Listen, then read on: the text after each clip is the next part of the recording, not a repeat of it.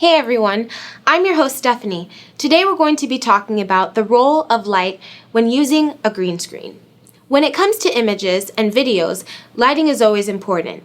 When you're using a green screen, lighting still plays a big role. Let's take a look at different ways that lighting plays a role when you're working with a green screen. About 15 seconds. Stand by on 12. 3, 2, 1. Music, mic, yours. One thing you're going to try to avoid when using green screen is spill. Spill isn't a good thing. It refers to the colored light that reflects onto your subject from the green screen itself. Green screens can be bright, and they can actually reflect light back onto your subject.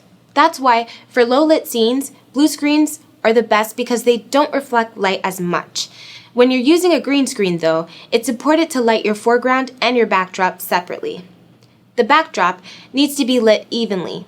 The better the light exposure, the less spill from the green screen. There are 3 essential green screen lighting rules. The first is that the lighting must be even. You have to try to have 0 shadows. Even lighting actually helps to prevent any shadows and hotspots from being on the green screen or subject.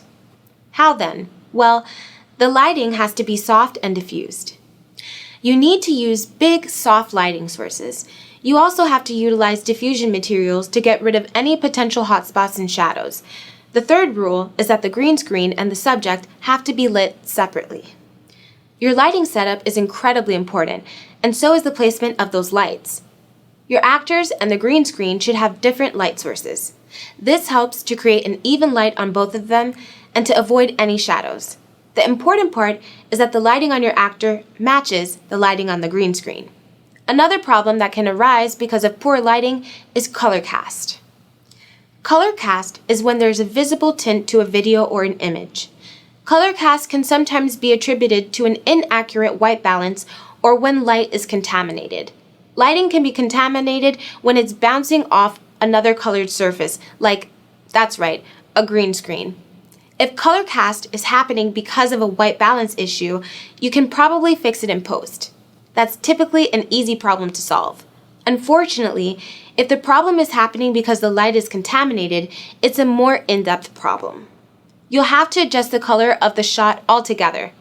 That's why it's important to catch colorcast problems early on and avoid them altogether. If you don't plan properly, lighting can cause some more problems.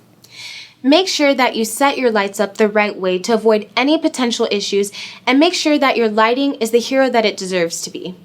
Remember, you can't be afraid to make any adjustments. Your lighting setup might not be perfect at first. Keep it even and light the backdrop. No spill or color cast can mean a lot fewer post-production nightmares for you.